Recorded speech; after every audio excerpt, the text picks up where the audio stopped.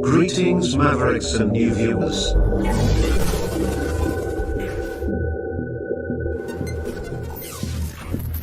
Tonight, direct and live from the Maverick News Network World Studios.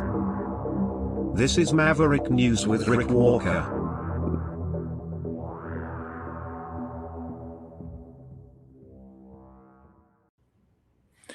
Okay, breaking news tonight on several fronts. First, shots fired outside or near the White House.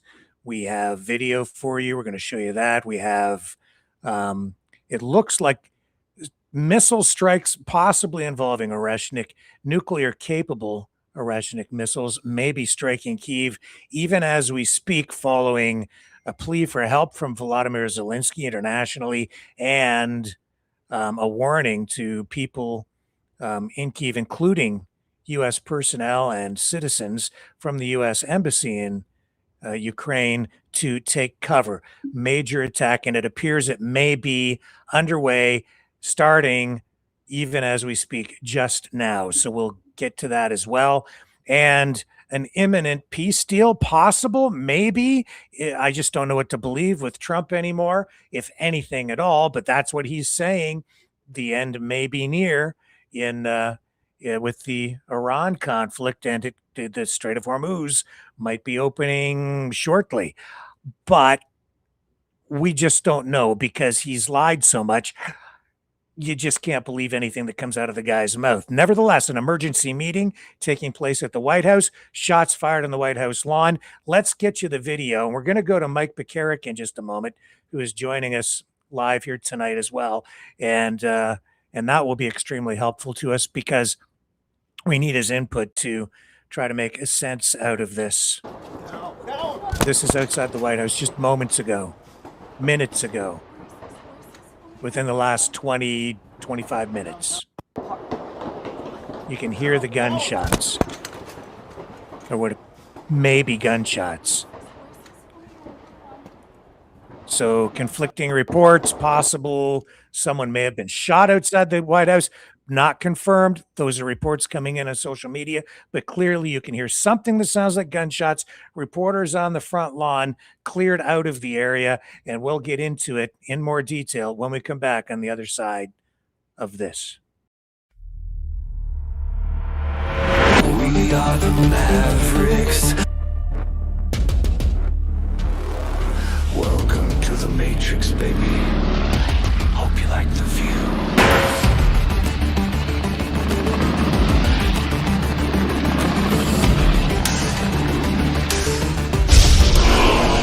We are the Mavericks. The world is watching.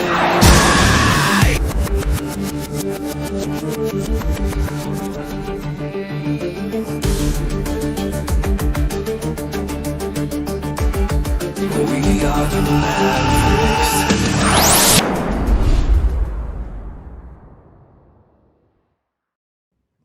Okay, let's bring in veteran and military analyst, our Ukraine guy, Mike. Boy, as I was just saying before we came on the air with you, there's never a dull moment with the Trump presidency, and more drama outside the White House tonight. Any initial thoughts on what we're maybe seeing there? Well, I don't want to downplay it, because anytime you hear possible gunfire, it is a big deal. You should be alert to that. What I heard on the recording, I'm not there. Who knows what they actually heard versus what the microphone caught. What I heard is they were a block or two away. All of the high end of the sound was not there.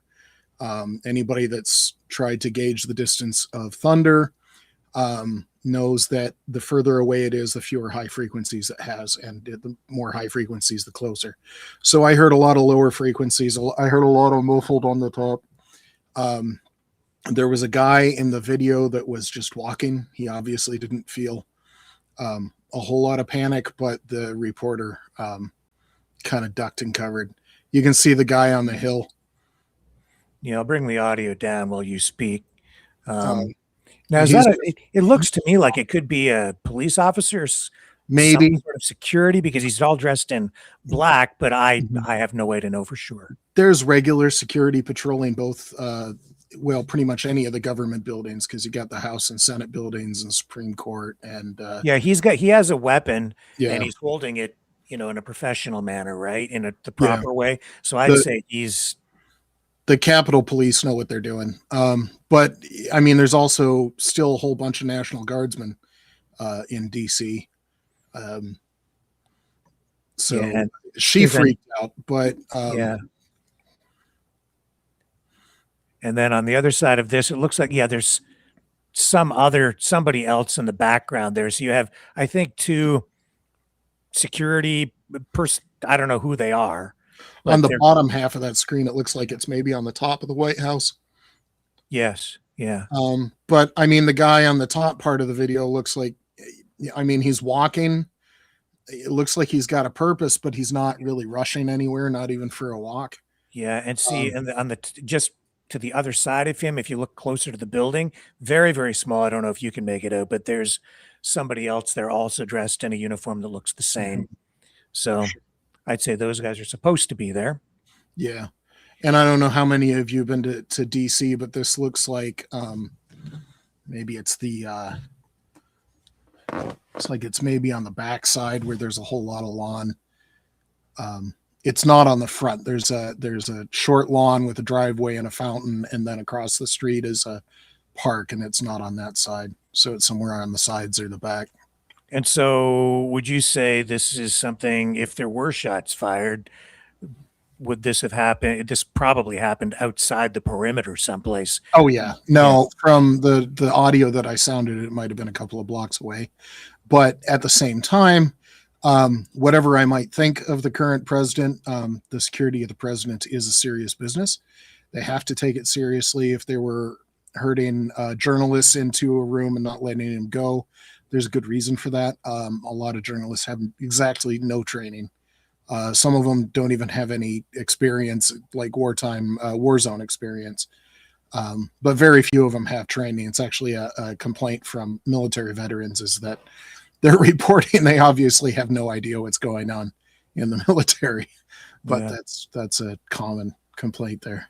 So here's the ABC reporter. That President Trump has said a deal is close, only for the two sides to remain far apart.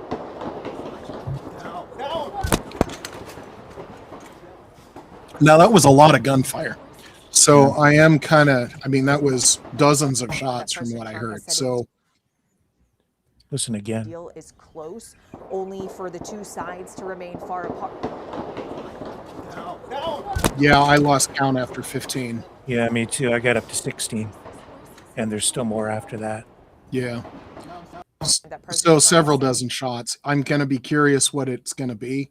That was possibly, obviously, when you're going to get that many shots right in a row, that's semi-automatic weapons is possibly the AR style weapons. I don't know what the National Guardsmen have been issued, whether it's one of the older M16s or the new M4, which is a shortened carbine version of the M16. They all sound very similar. They all sound like that. It's 5.56 shooting out of an M16 type weapon. Additional footage here just coming in. Memorial Day since 2022. President Trump promises the prices will go down, but his grip on Republican support on Capitol Hill is weakening. Yeah, that's 5.56. That's a military weapon fire.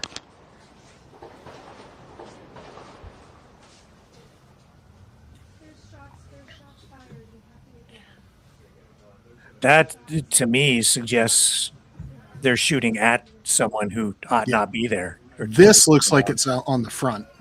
yeah. This shot right here. But DC is pretty closely packed. This picture right here is inside of the fence, but the buildings are really closely packed. Who knows what direction it was coming from? So to the right of this picture, you're going to go out on the National Mall with the reflecting pool and the Washington Monument close by. And to the left of this picture, there's a whole bunch of buildings, offices, government buildings, restaurants, hotels. Chinatown's about 5 blocks away. So who knows where it was actually coming from. Now that guy looks a little bit more serious. These are, and if they're moving to the right, that's interesting as well. Unless they're hurting, because they might just be doing safety of the people that are on the lawn.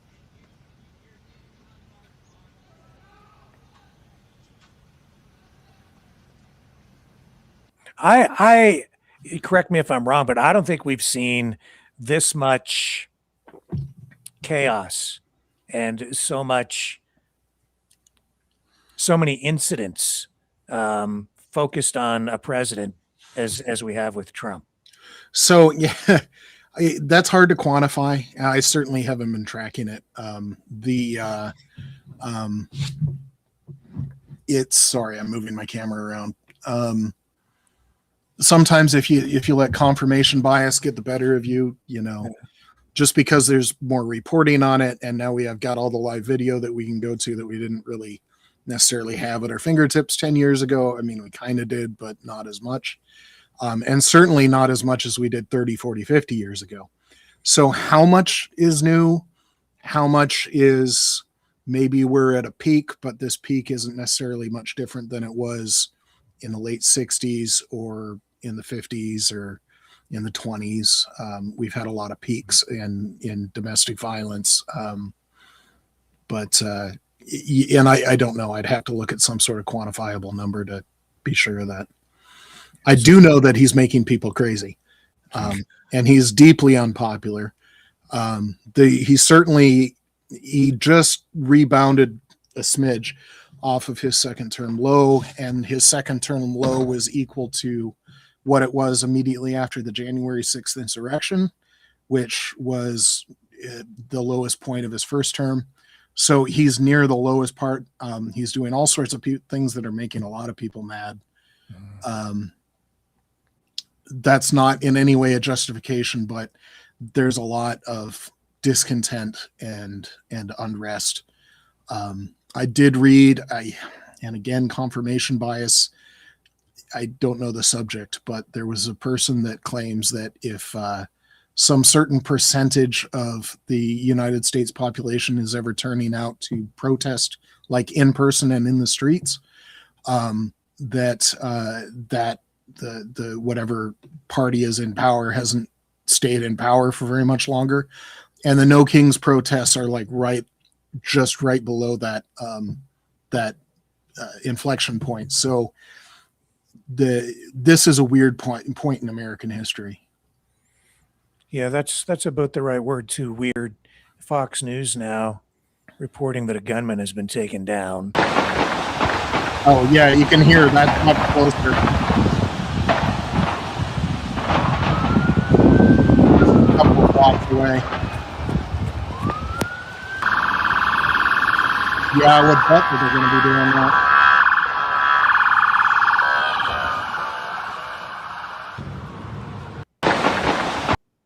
You can hear. Oh, Iraq. Are they actually showing the location there? It looks like they have it pinpointed with a dot. Yeah, marker on that map. But I can't. Yeah. See, this isn't outside the White House, and that white dot is on White House grounds. That's not where this is being taken from. Right down the street. Yeah, I mean it's nearby because those shots from the White House, it was definitely audible, but whatever that Fox News video location was closer. So, the gunshot sounded closer to me. So the report coming in is that the shooter unleashed gunfire toward the White House. Secret Service fired back, took down a gunman, and let's bring this up and see what we have here. Apparently was directed toward the White House. If you get toward the west side of the White House, and we're trying to figure out precisely where this was, you have the old executive office building, now called the Eisenhower Executive Office Building, which is kind of a big complex if you're working from west to east. toward the White House, so we know that he was firing in the direction of the White House, and this is the preliminary report from someone who's very senior and would have direct knowledge of this information.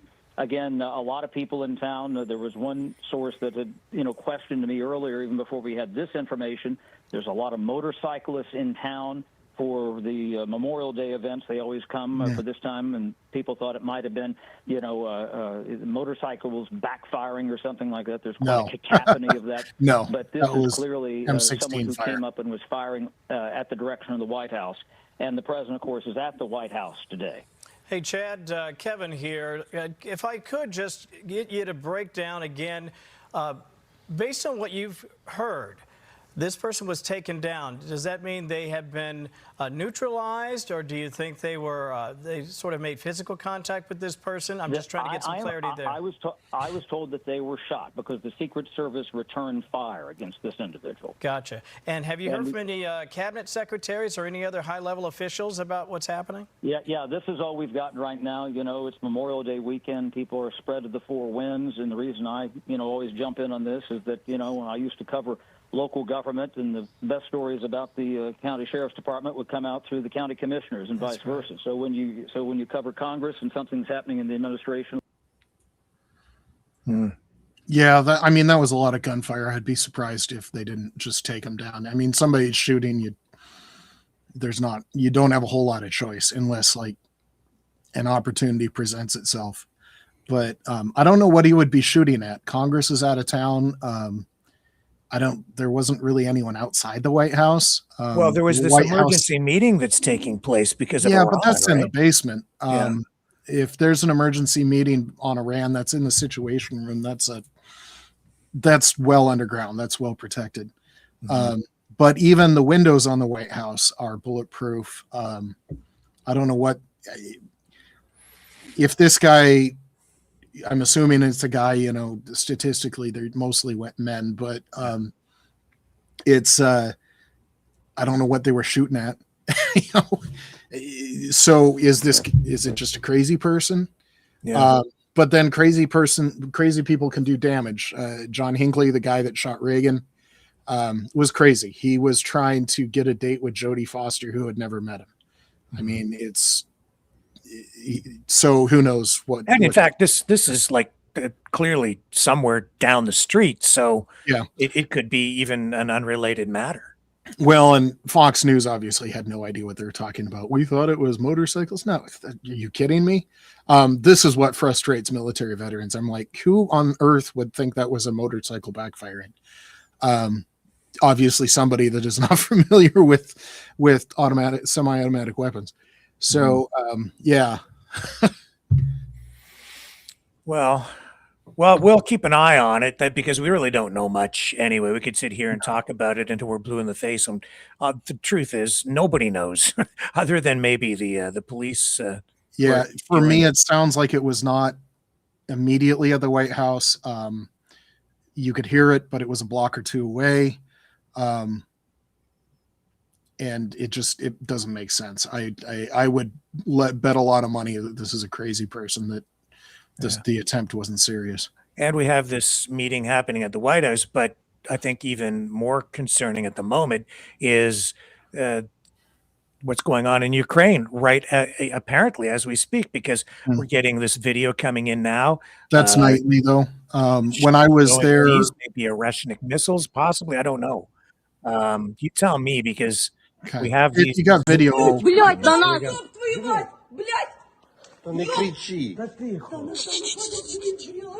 What is that in your Those estimate? look like cluster munitions, actually. I mean, they weren't going fast enough to be a ballistic. And they weren't that close.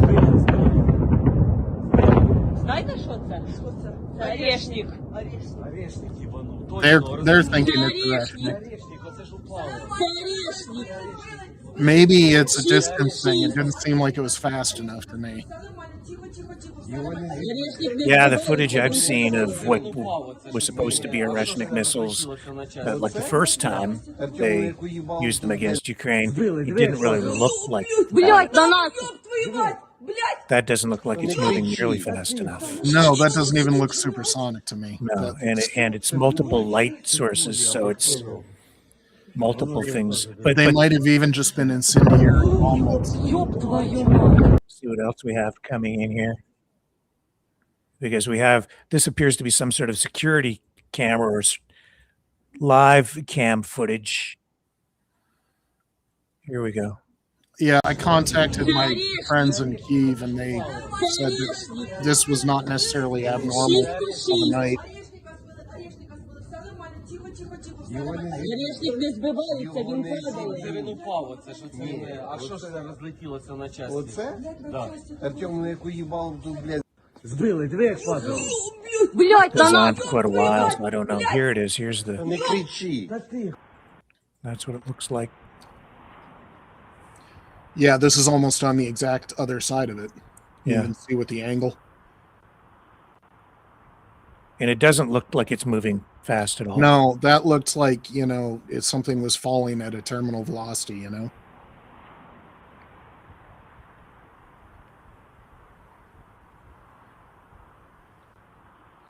Now, it was a lot. If each one of those was an individual explosive, that was a lot. But I mean, one of the things that maybe your watchers should consider is that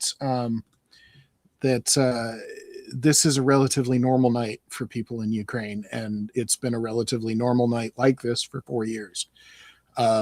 When I was there about 18 months ago, there were 3 or 4 of these raids every night. In Kiev, when I was in Sloviansk and towards the front that direction, it was a lot more attacks every night. You just kind of adjust to a new normal. That's why I was the reporter that ducked and covered when somebody that's had military training, been around firing ranges, knew that those shots were a couple of blocks away. And, unless they got a lucky ballistic shot that went up and then came down on your head, you're not in any immediate danger. So she freaked out, but I would have been looking around just because experience and what I've seen, what I've heard. And I mean, this is footage coming in, but in this crazy media environment we're in, I never know what to believe. So I have to say, take all that with a grain of salt. That's what's coming in on social media, and none of that has been confirmed as even being authentic. That could be people posting stuff just to get clicks, But it seems to be coming in on some of the channels that are somewhat reliable or credible. Well, those news reporters, one that looks like it was on the backside of the White House, one that looked on the front, those were that's real, but I'm talking about the missile strikes or whatever. Oh, no, that looked authentic from what I've seen. Yeah. And this is coming on the heels of this security alert being issued by the U.S. Embassy, advising people to take shelter because they were expecting an imminent strike, saying the U.S. Embassy in Kiev has received information concerning a potentially significant air attack that may occur at any time over the next 24 hours. Mm-hmm. And this was issued, I guess, overnight. The embassy, as always, recommends U.S. citizens be prepared to immediately shelter in the event an air alert is announced. That's pretty normal. Yeah. I didn't hear a lot of, immediate threat. I did send you that picture, Kiev under attack. It was the last email I sent you. Okay, I've got them. I've got the images all up on the screen. I have to kind of sort through them. Kiev under, was it a photo or a map? It was a map. It was a map of Ukraine. It looks very red. Okay. Oh, that one. Okay, hang on.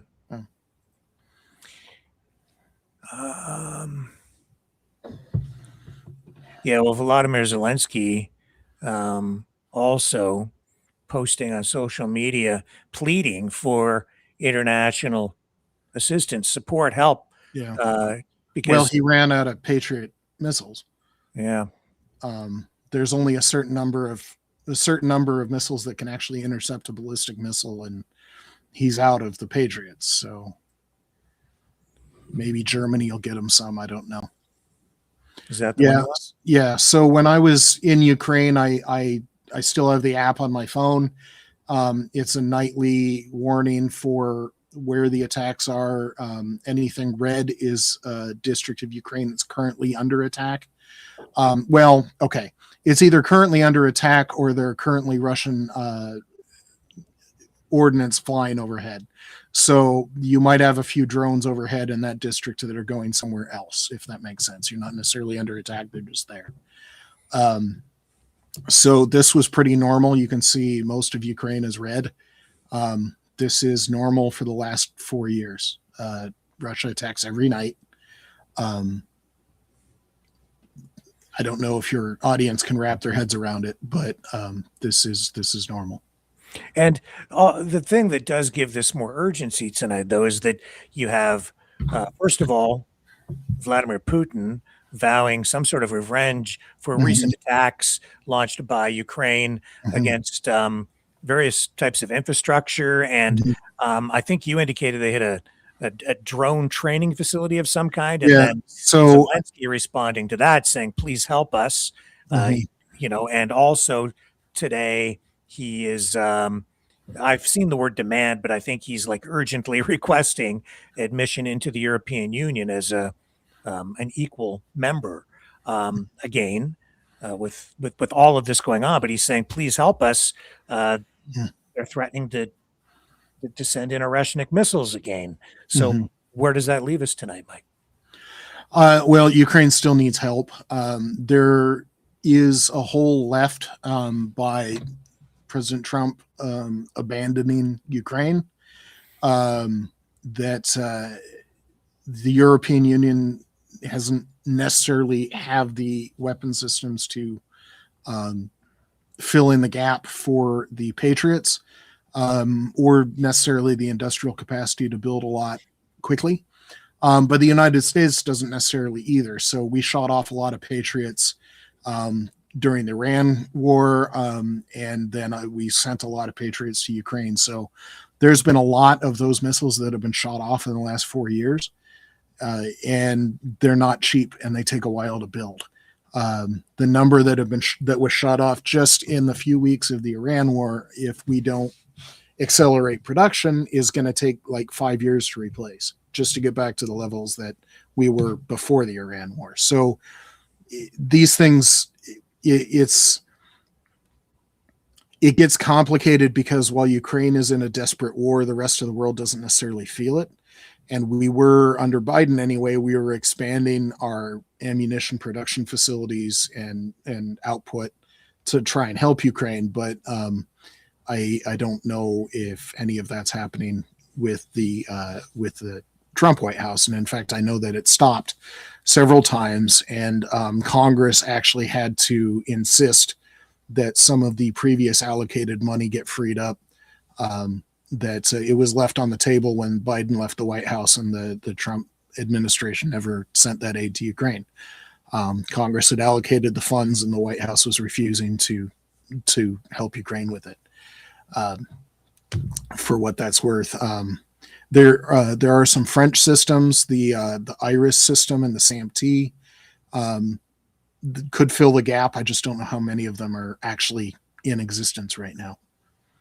So it has been a while since you've been on, and a lot has happened, and we have a lot going on here tonight. You've sent me quite a bit of material to help kind of bring us back up to date and understand what this is, what the situation is with Ukraine right now. So let's start working through your material here. Where do you want to go next to kind of walk us through all this? Well, with all of this bad news, let's go with some good news. Let's do the oil stuff. What did I send you? I've got fertilizer, oil, maize since 2000. I've got those. Oh, those were some graphs. Fortress Belt, Southern Russian supply routes. Let's do. There's a. Do you have one that is? It looks like Russian oil. Yeah, it's got a whole bunch of oil refinery little graphic-y things. Some of them are on fire, some have red X's in them, and terminal locations. I have some looks like a grid of different icons. Russian losses, supply routes, Fortress Belt maps, Iran stuff. This was Russian oil. It's Just Russian oil. I've got that. Yep. That's the email that it came out of. Okay. This is probably what you're looking for here. So let me get it up.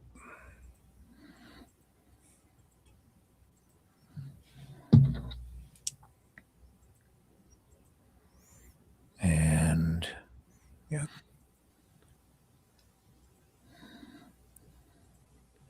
And we'll go full screen with it. There we go.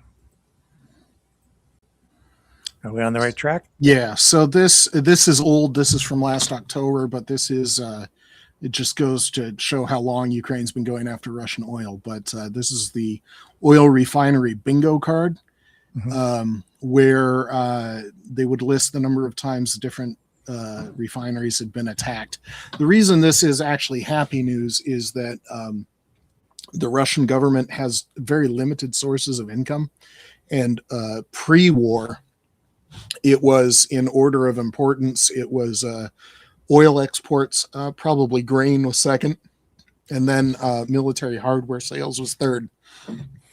And since this invasion started, the military hardware sales more or less dried up for various reasons. So there was no more income from that.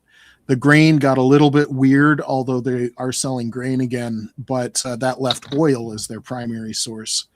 And Ukraine's been going hard after it for at least 18 months, maybe 2 years at this point. They've been going after the refineries, and you can see that one in the top middle has a whole bunch of little dates underneath of it. They'll go after it. They'll hit some of the critical infrastructure like condensation towers or things that if you hit one thing, the entire refinery goes down, kind of a thing. And then they'll wait for the Russians to repair it a little bit, and then they'll strike it again. And each time this keeps the refinery offline. So you can see at the bottom left, they've tried to do a little graphic of how much Russia was refining in a day. Is the light gray that was near the top of the oil barrel there. And then the dark gray at the bottom is what Russia's actually capable of refining now. So you can see this, like I said, this was last October, so this is not new. But Ukraine has continued to go after it since then. They haven't let up. So you can see how much of an effect this is having. You don't necessarily need to show it, but one of the other pictures that I sent in that same email was a document from the United States State Department. We can talk about this. So this was not necessarily big news, but I wanted to kind of use this as a window in. This is a Russian patrol corvette. It's not a very big boat, but it is a cruise missile launch platform that Russia has used to attack Ukraine with cruise missiles. The right side, you can see one of the Ukrainian drones attacking it. It's hard to see on the overhead, but you can see that white line going from the top picture over to the ship at the dock. When you really study the higher res satellite picture, you can tell that the sensor mast midships, a little bit forward of midships, is destroyed. That's visual confirmation that the drone took out the guidance system of this corvette, which means it can't launch anything. It can't shoot its gun. This is completely incapacitated until they repair it. If you go to the next picture, that's the location of that patrol frigate. It wasn't even in the Black Sea. The reason why I brought this up is that this is one of Russia's oil export terminals. And they go through the Caspian Sea. They had been going down to Iran to launder their oil to avoid sanctions. They would send their oil to Iran. Then Iran would go ahead and export it, pretending that it was Iranian oil. So Ukraine has the ability to hit Russian naval vessels here, but they've also been hitting the oil export terminal, because what's good is pumping oil or refining oil if you can't export it.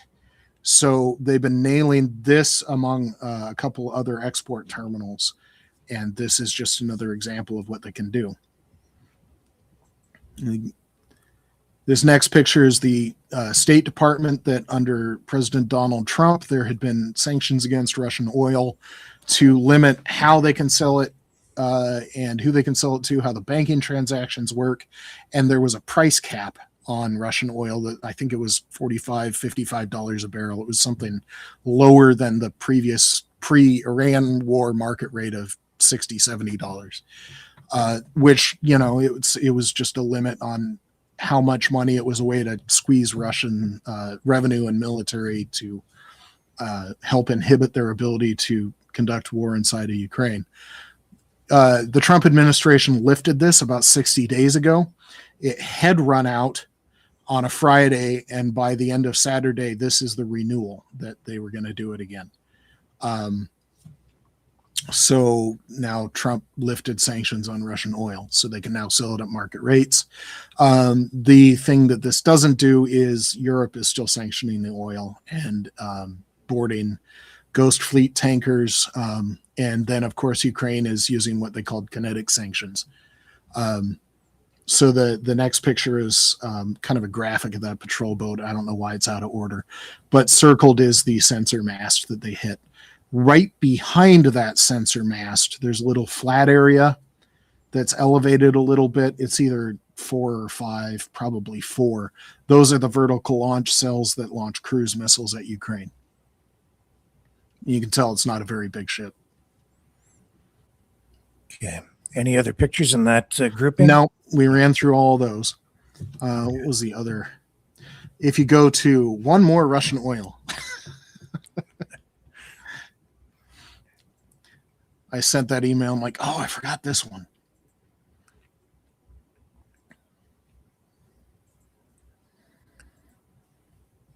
This would just be a single map. A single map?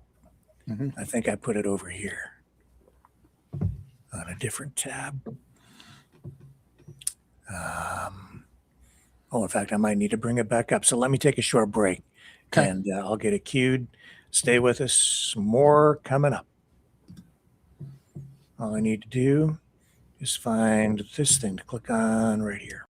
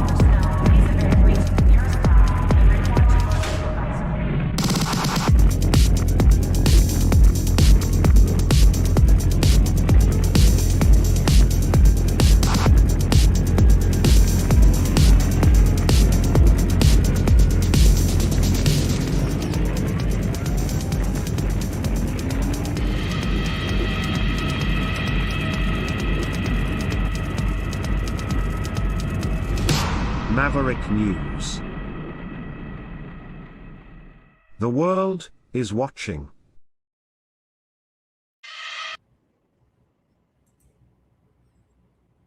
Okay, we're back. I think I have what we need queued up, and we'll bring Mike back in. And you tell me, is this what you were looking for? Oh, no, but this will work. So this is a map of the oil terminals. And you can see some on the Caspian Sea that I mentioned, some on the Black Sea. The one that's right above Poland, there's actually a Russian enclave of Kaliningrad right there. That's another export terminal. But the main ones they've been hitting are just south of Finland. They're not quite St. Petersburg. They're just to the west of St. Petersburg. That's one of their major oil export terminals. And Ukraine just hammered it so hard that basically that one shut down. It's kind of hard to export oil if you can't load it onto anything. This has follow-on effects that there's been vague reporting recently that some Russian companies, one of the small ones, has shut down a lot of their oil wells. That means that they just turn off the production, but it's a little more complicated than that. Sometimes you have to cap it. Sometimes you can just shut it down if it isn't a very high pressure well. But most of the time you have to cap it, and then there's going to be fluid separation and wax buildup, and the water is going to settle in weird places underground. It can permanently damage the well if you try and shut it down, to the extent that to get production back up, you have to re-drill the well, which takes time and money and effort. And a lot of this is in Siberia, so you can only do it some of the year because it's too cold some of the year. This small company is reported to have shut down 400 or more wells because Russia can't refine it. They can't export it. Ukraine's also been going after storage containers, so they can't store it. Ukraine's been hitting their oil infrastructure really hard. So the war is now coming to Russia in a big way. This is the one I was looking at earlier. This, I don't know if your audience, yeah, okay, so you can see Moscow, and then you can see Kharkiv down at the very bottom there. That's Ukraine, and then Moscow is about 1,000 kilometers away, maybe 800 kilometers. But if you go to the top right, that is currently the record holder for the furthest refinery Ukraine has hit. This is near the city of Perm. It's in the Urals, which, if anybody knows their World War II history, this is where the Soviet Union had moved all of their factories to get it so far away from the German invasion that the Germans would never be able to reach the factories that they had moved into the Urals. Ukraine is hitting stuff in the Urals. This is kind of a big deal. This is a long ways away. You can tell that it's roughly 4 times the distance to Moscow. Wow.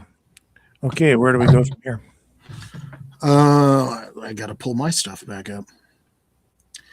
Not that. And they have been very innovative with the drones. I saw just this week a report that they're using balloons Yes, to I saw that. extend the range. Because the one that I saw had a picture of a winged drone, which means that they have to take off. Now, they do use catapults to launch them, which means that you don't have to use the onboard power supply to get it up to speed, or at least to a certain altitude. In aviation, it takes a lot of fuel just to get off the ground and then climb to cruising altitude. That's a significant portion of the fuel, is just to take off to climbing to cruising altitude. So that balloon, if you can get it up, you eliminated all of that power drain. So that can significantly increase the range of the drones. And Ukraine's been working on this. One of the other things that I was going to look at is the southern Russian supply routes. So you're right about the drone innovation. The amount of new things that they have to go through their combat and their fight and their nightly attacks from Russia, and they're like, what if I tried this? And the innovation cycle is just astonishing. Weeks sometimes. I might have brought this up. I didn't send you a picture of this. I had too many of them already. But when I was there in October and November of 2024, the Ukrainians I had visited one manufacturing research place that had been a civilian car repair garage before the war. But they had conceived of, done the math on to shape it for radar reflection, then built some test articles, refined it, and then they were ready for production when I visited them. So it was a highly secret, still a test product in early November 2024. It saw its first combat use in December of 2024, and the U.S. Army keeps it's online now. It used to be in a book, an online visual recognition with like a silhouette and a picture, if they have one, of this is, if you're somewhere, this is what you're looking at, a way to identify different things of ordnance. And by January of 25, the Army had it in, just for the rapidity that it was still in the testing phases in November, and by January it was already in regular use, just for the rapidity of this. So what are we looking at here? This is, so going back to the drone use, Ukraine has been achieving a state of drone superiority. It's a form of air superiority, but Ukraine's been hitting Russia with short battlefield distance drones, which is more or less the front lines and 20 miles back. This is going back to the medium strike, where you're going 50 to 100 kilometers, miles, depending on the same kind of a concept of a distance. If you go up a little bit north, there's going to be a second one that I'm going to show you, but you can see on the top right of the map is Mariupol. East, that goes to the Russian city of Rostov. This, you can't see it on this map. I'm so sorry. I clipped it so you could see some of the other details better. But the Rostov to Crimea, which is in the bottom of this map, that road goes through Mariupol, and you can see that major road on this map. This is the main Russian supply route to the Kherson front line, the Zaporizhia front line, and Crimea.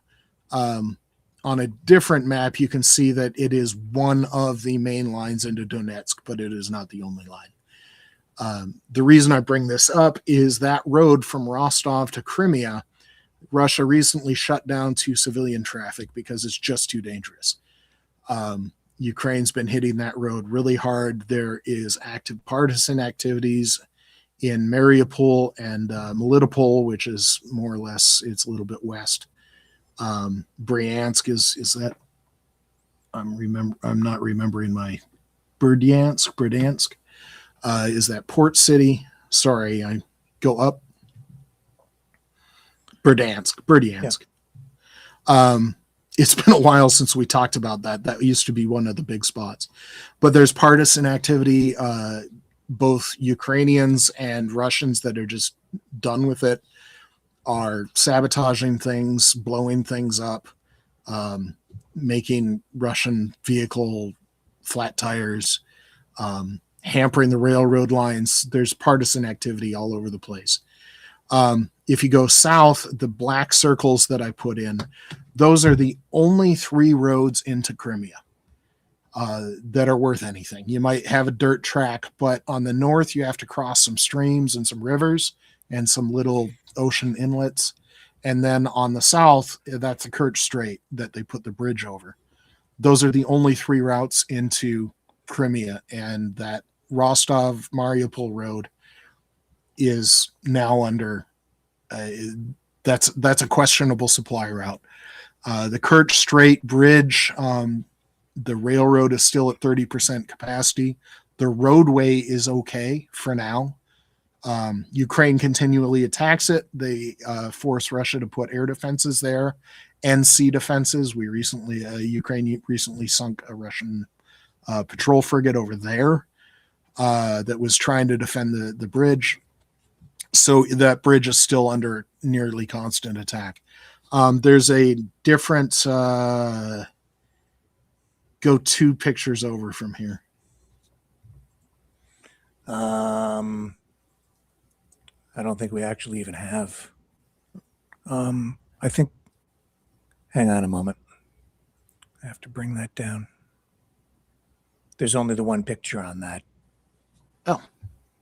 Yeah. So I'm not sure where to go next. I only had the one image. Let me send that to you, because this is actually kind of an important map. There it is.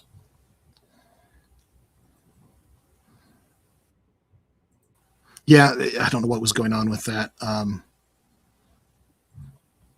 The attachment. Okay, I'll bring it up here. So I've been seeing some analysts online, even within the last week, suggesting Ukraine might actually be able to get Crimea back, which is something that had previously been called a pipe dream, that there's no way that would happen. But have things shifted that much? Is that even Yes. possible? Hmm. In the last 6 months, I've gone from what I had been saying for 3.5 years was Russia can't win. Their military was not competent. They were not doing things right. They weren't advancing quickly. The Ukrainian resistance was just too high. Russia could not win. That is significantly different from where I am right now, which is tentatively saying that is Ukraine actually winning at this point? Which they might be. They're retaking ground. Russia in 2023, 24, and 20, this is the one. 2023, 24, and 25, Russia was averaging the gain of roughly 2,300 square kilometers, which if you divide that by 12 is a bit less than 200 square kilometers per month. In April was the first time that Ukraine had Russia was gaining ground in some places. Ukrainian was gaining ground in other places. The net gain in April was Ukraine actually got about 80 square kilometers more than Russia did. So effectively, Ukraine pushed Russia back, which if in their previous slow pace of 200 square kilometers a month, now that was a net loss of 300 square kilometers, because not only did they not gain what they had normally done, they had actually lost nearly 100 square kilometers. So that's kind of a big deal. This map here is one 24-hour map of the Ukrainian strikes on this Rostov to Crimea, with some other stuff too. There's a little northern spike into the city of Donetsk.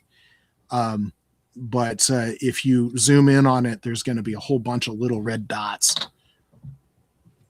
on that road. Mm-hmm. And each one of those red dots is going to be a fuel truck or an ammunition truck, or, new soldiers going somewhere.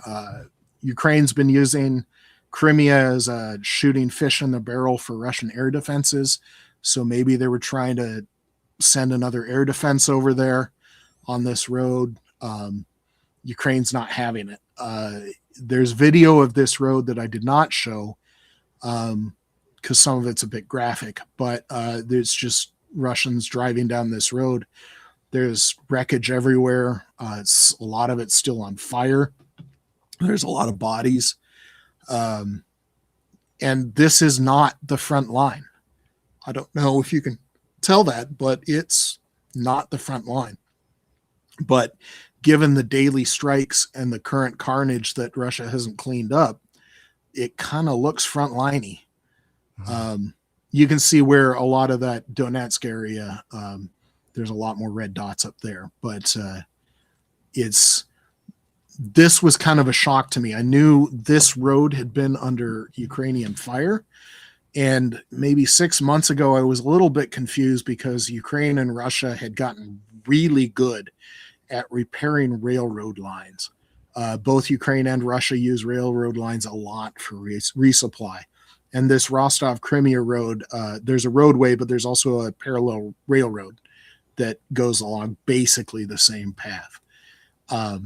And there had been a Russian fuel train that had been on fire, and they didn't put it out. It was on fire for a week or two. And then the wreckage just sat there. Russia wasn't cleaning it up. And it confused me. This was about 6 months ago. And now I finally understand that it's just Ukraine has been getting this good at their medium strike. And these aren't small strikes. These are FP1, FP2 drones. These are winged drones that carry a significant payload. They have first-person video, so you got man in the loop that can actually aim the drones, but you also have inertial navigation and Starlink and GPS that they have various alternate ways that they can guide these drones. And they carry a big payload. It can be 100 kilograms of high explosives, it can be as much as 300 pounds of TNT equivalent, because high explosive is more powerful than TNT. 100 kilograms is 220 pounds ish. it's not fooling around explosives going on. And you know, to put a human focus on this for a moment, so people can kind of understand what is really at stake here, especially for people who live in Crimea. When in 2014, when the initial invasion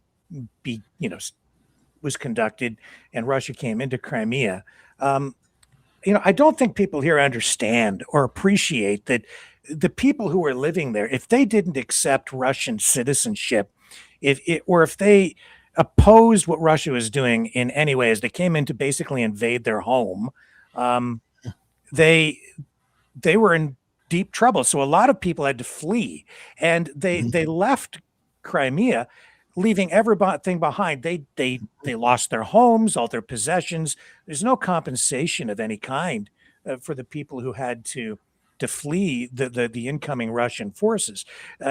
Most of note, and I was doing some research into this over the last few weeks. The indigenous people there, the Tatars, they have a long history of being oppressed, slaughtered under the Soviets. They were deported from their indigenous homeland, right? This is the indigenous population. Many, killed, slaughtered, starved to death. This is and today Russia does not really respect or recognize their rights. Right? This is a Tartar unit patch that I was given when I was there. Yeah. So it's a major portion of their military. Yeah. They take pride.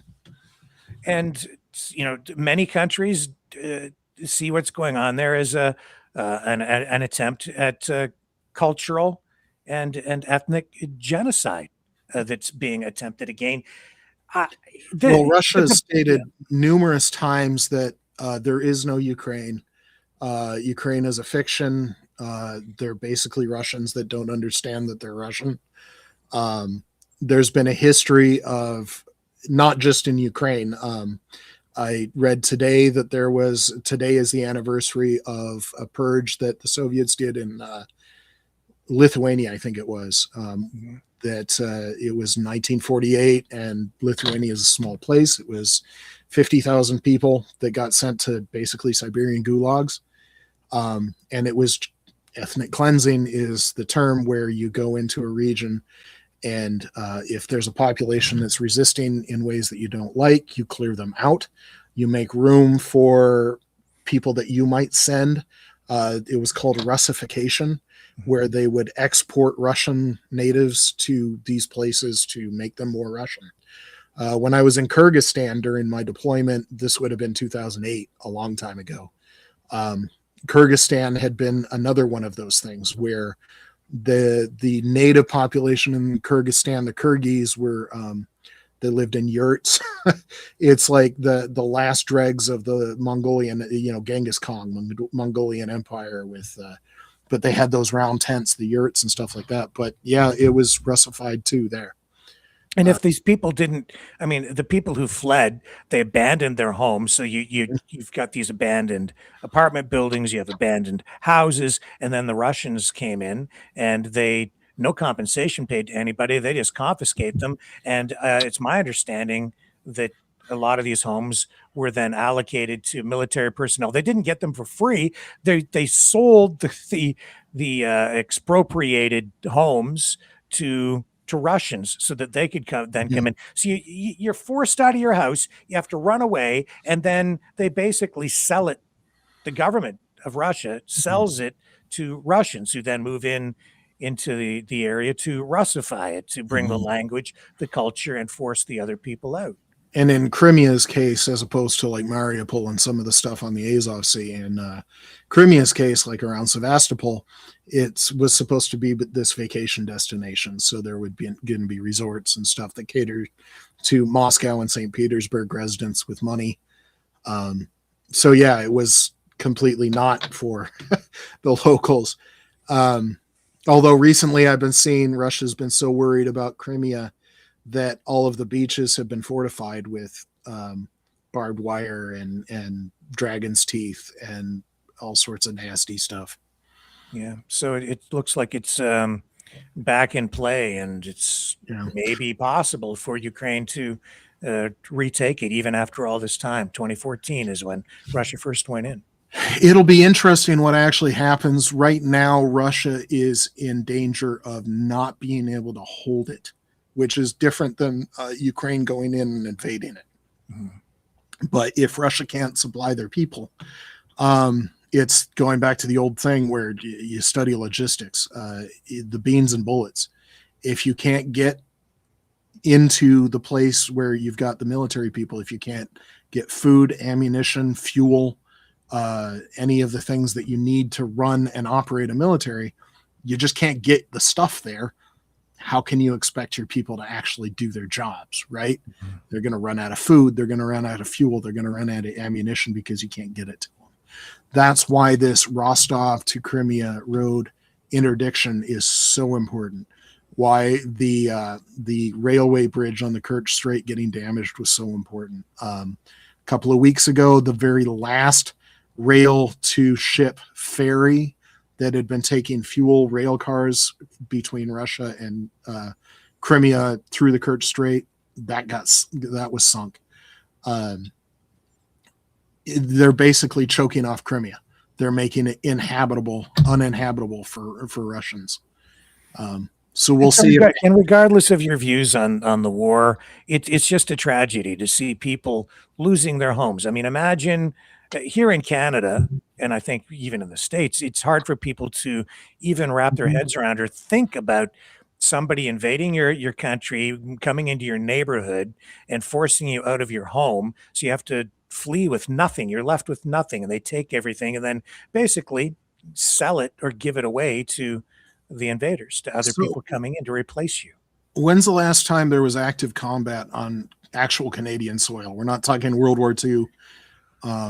World War I, World War II doesn't count because the combat wasn't here. War of 1812. Was it that long ago? That? Probably. That's when we burned your White House. And we still joke about it today. As you should. For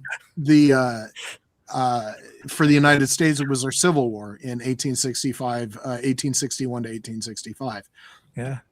Who in the United States has any remote idea of what this means? You know, if you haven't been deployed, if you haven't actually seen it, but you haven't seen it on your home soil. Sorry, I always think of it a tangent because the United States tends to name our ships after some of our ships get named after battles we've won. And so like in World War II, we had the Yorktown and the Saratoga and the Lexington, which were all victories over the British Empire in our Revolutionary War. And you see the Yorktown serving next to a Royal Navy ship. That always made me laugh a little bit. So sorry, I had to bring that up. Well, hopefully we don't repeat that. But with this current guy in the White House, I don't know what the hell's going on. So, like I say, if you're going to invade, just let me know and I'll get the barbecue out. So that's kind of where I'm at. Where are we going from here? Have we talked enough about Ukraine or? Oh, I don't know. You sent me a lot of material here. So let's see what else I've got. We don't want to. Oh, I did. If you can pull up that Fortress Belt video or the maps, either one of them first. Okay. I've got Operation Vesna with your Wikipedia stuff. No, that was the Lithuania thing. Okay. And the one video you sent me, I could not get that link to open properly. It's Facebook. If you can't, then no worries. But I've got the Fortress Belt maps. Yeah, let's pull that up. What you're not going to see, because the video didn't load, is that these fortress belts are a lot more than just cities and roads. Ukraine built miles and miles, hundreds of miles of 5-meter deep trenches, 5 meters deep and 10-meter wide trenches. Sometimes they'll throw further pits or barbed wire or spikes in the bottom of that trench, then what do you do with that dirt? You put a berm on one side of that deep trench so that it's yet taller on one side. You've got, I don't know if people know what dragon's teeth are, but they're concrete. They can be various shapes, but oftentimes they're pyramids because it's just easier to pour the concrete that way. But they're going to be 2 or 3 meters tall. Something that a tank or some sort of tracked vehicle can't get over. Most modern tanks can get over an obstacle, a vertical obstacle that is 2 meters tall, maybe 1.5 meters. A Humvee can do nearly 2 meters of a vertical, but these dragon's teeth are made to not allow any sort of vehicles to pass. There's mines, there's watchtowers, there's bunkers, there's trenches, and it's hundreds of miles. So you can see that the blue circle right there, the cities of Konstantinivka, Kramatorsk, and Sloviansk. Sloviansk is where I was when I was touring, going through Ukraine and visiting different units. That is the fortress belt, and on this map that you pulled up, it shows some of the terrain that Ukraine is working with. The reason I wanted to talk about this, can you go up and zoom in on that belt right there?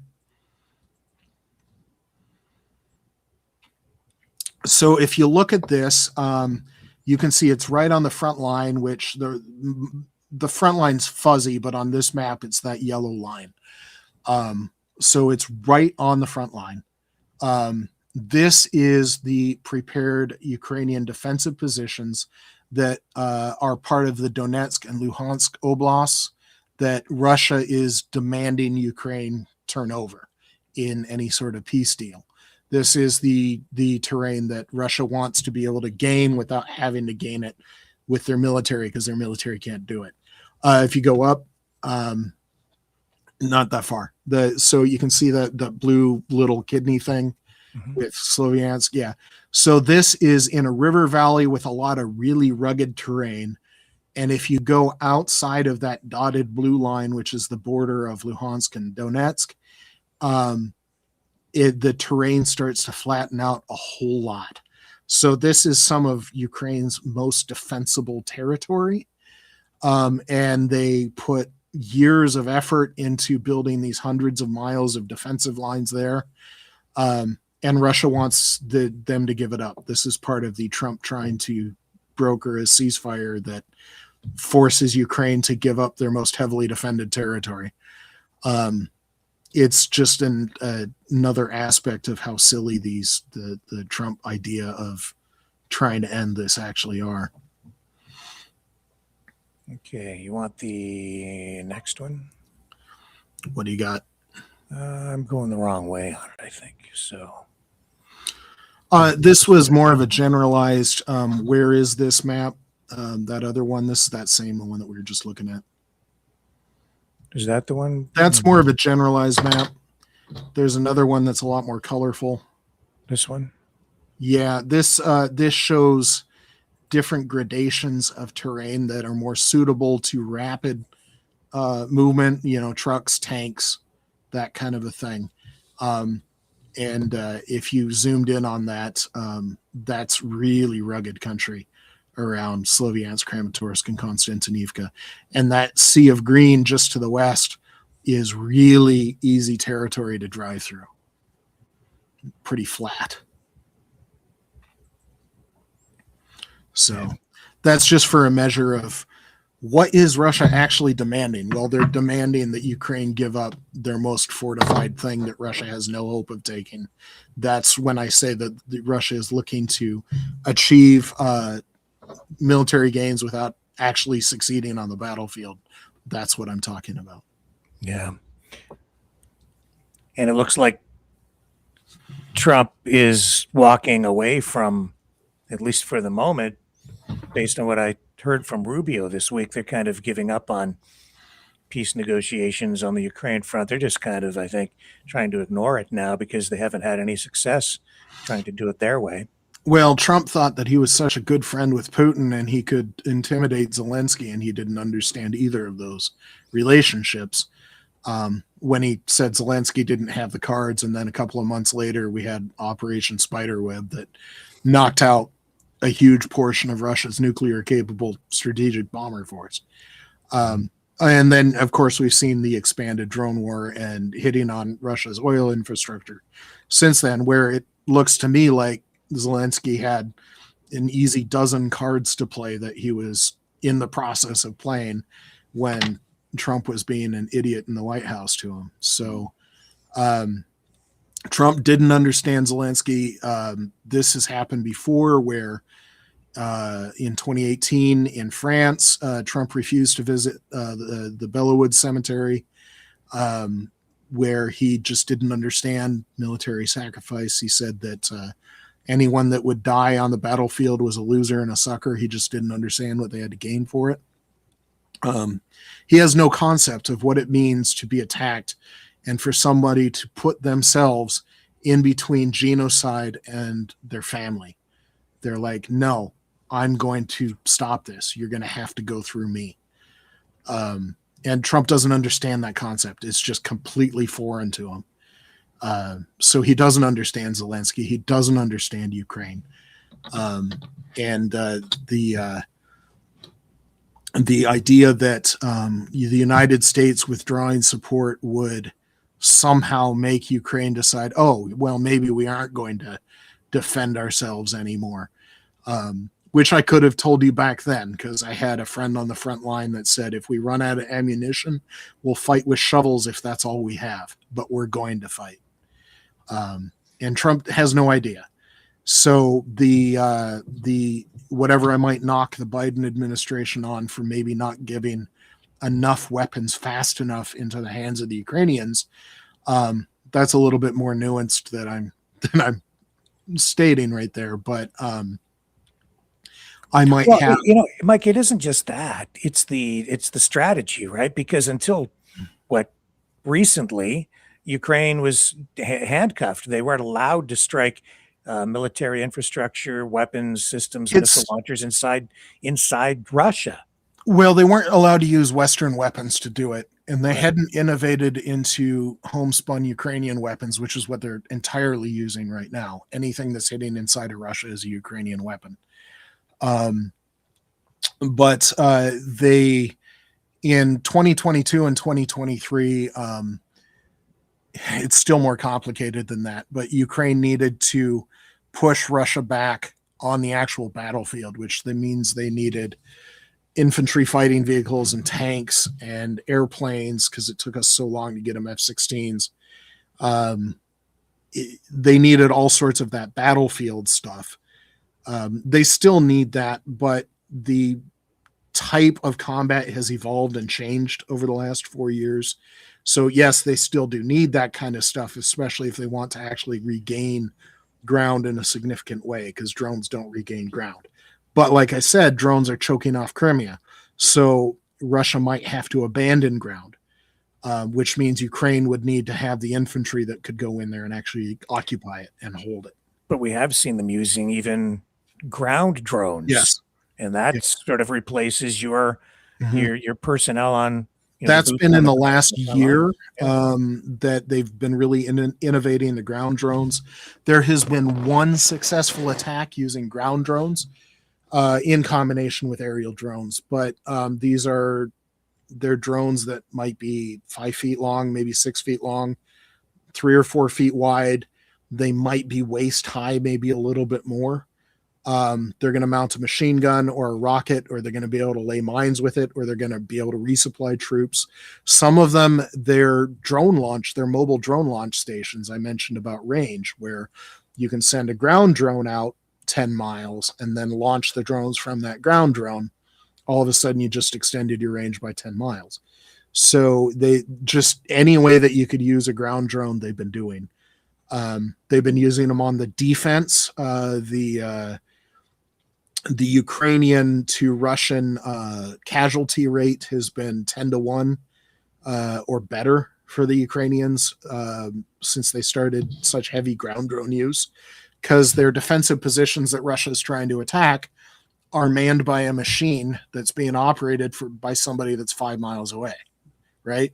So if the Russians are attacking a machine, the Ukrainians aren't going to take any casualties, but the Ukrainians are going to have, a dozen machine guns mounted on ground drones that are just taking apart the Russians trying to attack. And there might be 100 Russians fall in that one battle, and not a single Ukrainian soldier was even at risk. So that's the kind of fight that we've been seeing. More accurate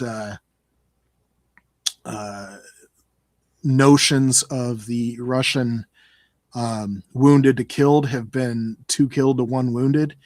And this is more, anybody that knows military history knows that that's a big number. In modern, even in World War II, it was more like 1 or 2 killed to 10 wounded. That you were just far more likely to be wounded. But Russia doesn't evacuate their wounded. Sometimes their wounded will crawl back to the Russian lines, but then they're going to send their wounded right back in.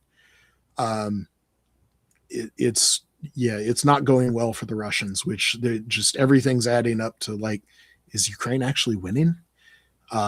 Which is a very big shift for me. Mm-hmm. Okay. Anything else on the Ukrainian front, or are we going to shift gears? We can shift gears. Okay. Unless anybody had questions, but I haven't been watching the chat at all. So yeah, it's okay. Let's take a short break then, and then we'll move over and start to talk about what's going on with Iran.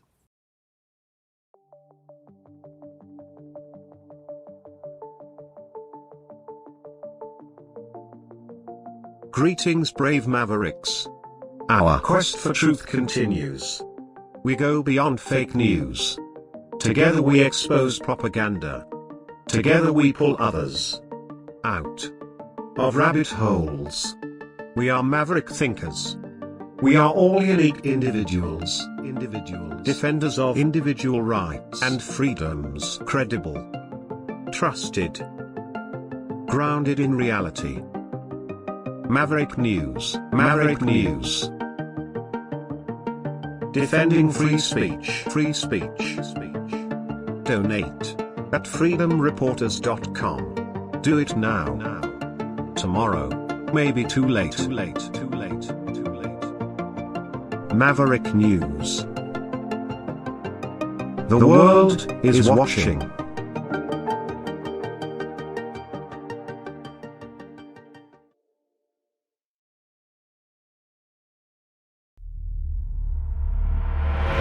We are the Mavericks. Welcome to the Matrix, baby. Hope you like the view.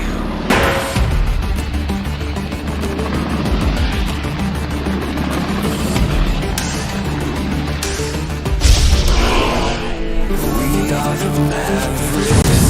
The world is watching.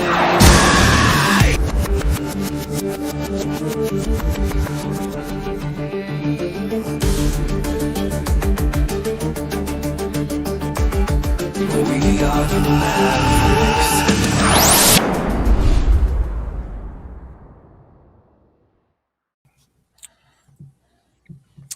Well, off we go to Iran, or at least to the White House for the moment, through Truth Social, with Trump posting this, saying, I'm in the Oval Office at the White House, where we just had a very good call with President Mohammed bin Salman Al Saud of Saudi Arabia, and blah, blah, blah, and all these different countries from the Gulf. And he's saying they have basically negotiated very close to an agreement. An agreement has been largely negotiated, is the key line here, subject to finalization between the United States of America, the Islamic Republic of Iran, and the various other countries as listed, long list. Separately, I had a call with Prime Minister Bibi Netanyahu of Israel, which likewise went very well. Final aspects and details of the deal are currently being discussed and will be announced shortly. In addition to many other elements of the agreement, the Strait of Hormuz will be opened. Thank you for your attention to this matter. We'll see if that actually plays out. Well, it's the problem is he said stuff like this before, so Yeah. maybe it's true. So I have no idea. But I mean, I hope that they do something good. I said at the start of this that I have every faith and confidence in the American military to act professionally and do their jobs extremely well. I have exactly no faith in this White House or the administration to make the right decisions or to come up with a workable strategy. Hopefully, some of these other people talk sense into them, because whatever else you might think about the Saudis and the Qataris and the Kuwaitis and all those people in the region have a pretty big stake in making sure that this outcome is actually something that's not bad. Because I was looking at the end of this going, there are not a whole lot of good options here. This is not militarily, we're talking strategic level options. Yeah, and the Strait of Hormuz will reopen. Well, that's great, but it was open before. The devil's in the details there too. So Yeah, and we just don't know. One of the things that Iran has been insisting on is considering the Straits of Hormuz sovereign Iranian sea. The concept of a toll or a fee for the ship to go through the strait hasn't been received very well, but Iran has been trying to, put lipstick on a pig, where they're talking about insurance or some sort of like guarantee, something that's not like you're going to have to pay me money that I'm. Otherwise, it's a nice ship that you have there. I hate something to have for it, and maybe you should give me some money so that nothing happens to that nice ship that you got over there. That classic protection racket kind of a thing that a mafia would do. So we'll see how that goes. But if the strait opens, but all the ships now have to pay a fee to Iran just to use the Strait of Hormuz, that's not a good outcome. It's open, but that's not a good outcome. That basically meant that for all of the military stuff that just happened, Iran just gained some serious ground on the world stage. For all of the rhetoric, the bloviating, for so long, the Obama's deal, it was terrible, and it's stupid, and I'm going to negotiate a much better. This is what we got. Yeah. Chaos, high oil prices, escalating gas prices, a blockade on a blockade that doesn't seem to make any sense. There's political friction at home because the president under the Constitution doesn't have the authority to go to war. He can use the military in an emergency situation, but this doesn't appear to have qualified. If we're attacked, he can use, like post 9/11, before the War Powers Act, but like post Pearl Harbor, we were attacked. We're at war. Whether Congress declaring war is just kind of like the icing on the cake. We're already at war. This was a chosen war. There was no emergency. Iran hadn't attacked us. You could make the argument they had attacked Israel, but that has been going back till 1979. So where's the emergency?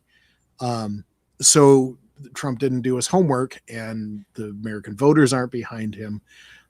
It looks like a war powers resolution is about to go through Congress because he's made enough members of Congress from his own party, mad that they're not going to support a blank check. So we'll see. Yeah, the devil's going to be in the details here. I'm really curious what his thought of a great deal and opening the strait actually means. Well, if it doesn't open, then we're looking at just ongoing chaos, problems with fertilizer prices, oil prices. It's going to affect food supplies. Food price, is that what this is? Fertilizer, oil, and maize. Yeah. Corn. And you can see those spikes. There's the 2008 banking crisis. There was evidently a drought in the next decade, which I only kind of remember. There's the COVID-19, and then the start of the Ukraine war in 2022 spike, and now there's the Trump's an idiot spike. So That's good. yeah. That's very accurate. So it has been idiotic, honestly. That's the best description. So yeah, and it's big. You can see that it's bigger than the 2008-09 banking crisis. It's big. Yeah. Well, you take 20% of the world's oil supply and you disrupt it, and it's big. Well, except that it's weirder than that. So like the United States and probably Canada too are relatively insulated from any of this oil disruption because our domestic production is big enough, and we've got enough that if we were completely insulated from the world markets, we're not going to run out. But what that means, because the United States is the largest economy on the planet, and Canada is a big economy, it's part of the G7. Mm-hmm. I wanted to say G8. I'm so sorry. Well, was almost with the Russia. So way back in 2004, I was a participant, very minor. Don't read anything big into this. I was there at the 2004 G8 summit, and so that's my closest experience. And so I keep wanting to say G8 because that's what I lived through. But the exports from the Persian Gulf go to some pretty big economies that the United States and Canada depend on. There's China is one of the big ones, which has something like half their oil coming from the Persian Gulf, liquid natural gas, fertilizer, all sorts of stuff. India, which is huge. I don't know if India's population got bigger than China or it's about to, but it's in that neighborhood where India and China both have 1.4, 1.5 billion people each. South Korea, Japan, Vietnam, Malaysia, Indonesia, all of these places over there that a lot of our stuff is made there. So whether or not in the USA or Canada we're insulated on the oil stuff, it's heavily impacting all sorts of places that we do most of our trade with. And so it's just, what a mess. And while it may seem unrelated, it's very related with Trump's trip to China. Yeah. I don't think it went very well for him, honestly. No. And Putin visited right after that, and it didn't go very well for Putin. So I'd be wondering what kind of game China is playing. I'm still trying to figure that one out. Yeah, I don't know. It's it just shows that they have achieved well, with Trump in the White House, it's like peer status. Yeah. China and the US, the economy, even the military. Well, one of the fallouts of Trump's an idiot in Iran is that now the Americans don't maybe look so powerful because the way that we went about that, one, we chose to do it, which was just stupid. There's a reason why Carter, Reagan, Bush, Clinton, Bush, Obama, and Trump version 1 and Biden did not invade Iran. There's a lot of reasons for that, and we're seeing that right now. Yeah. What a mess. So what are we looking at here? This is this is just aircraft American losses in Iran. Some of this stuff's on the ground. Some of this is not necessarily for to Iranian action. So 3 of those F-15s were evidently shot down by Kuwait, mistakenly thinking that they were inbound Iranians, but they were Americans on their way back. Some of them, like those 2 MC-130Js, and it's hard to see, but the A-10 at the bottom and the little birds right above. I think I'd have to look at the Jolly Greens, but some of those were destroyed by Americans on the ground to prevent Iran from capturing them. So it's not completely all of this is to Iranian action, but significant amounts of it are. And this is a significant chunk of military hardware, even for the United States. This is billions of dollars, probably tens of billions of dollars, because each one of those F-15Es is 100 million. Each one of those E-3Gs is probably 300, 400 million. The MQ-9s are cheaper, but those are 25 to 30 million a pop. Granted, they're 20 years old at this point, but still, these are not inexpensive bits of hardware. All of the weapons that we shot off. At a conservative guess, the Pentagon is asking Congress for an additional $30 billion to pay for what we've already done. I think it's going to be more like 50 billion. I think that the 30 billion is they were trying to pad it, and they're going to hide some of the expenses elsewhere to make themselves not look so bad. But the real cost, like what we're saying, where China's not getting its oil, the fertilizer's expensive, food's expensive, $5 a gallon where I live for gasoline, just putting it into my car. So when you roll out all of these other expenses, I think it starts to look like 500 billion to $1 trillion real fast, which is a big cost. And it's not going to be paid by the U.S. government. It's just, how many citizens like me are paying for it just when we fill our cars up? Right. Okay. Share global maritime trade transiting key choke points. Yeah, so I did want to put some of this in perspective, where the Malacca Strait is over by Singapore. Is some of the other stuff is a little bit more obvious where it is. I actually had to look up the Malacca Strait. I'm like, I know where that is, but then I had to look at it again. So you can see that about 8% of global maritime trade goes through the Strait of Hormuz. Hold on a second.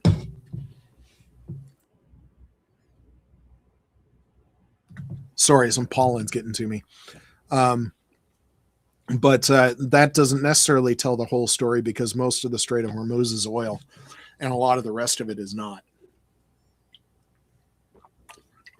So I didn't find a graph on how much of the world's oil goes through the Strait of Hormuz, but it's a lot.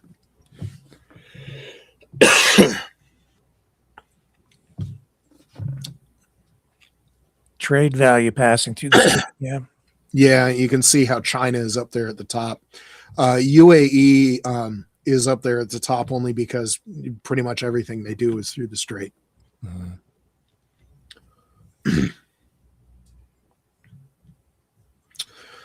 This I brought up because that blue bottom line is where the ships used to go, but Iran started choking that off, attacking ships there, dropping mines, forcing the ships to go further and further north and closer to Iranian territory, which puts them in closer range of Iranian weapons.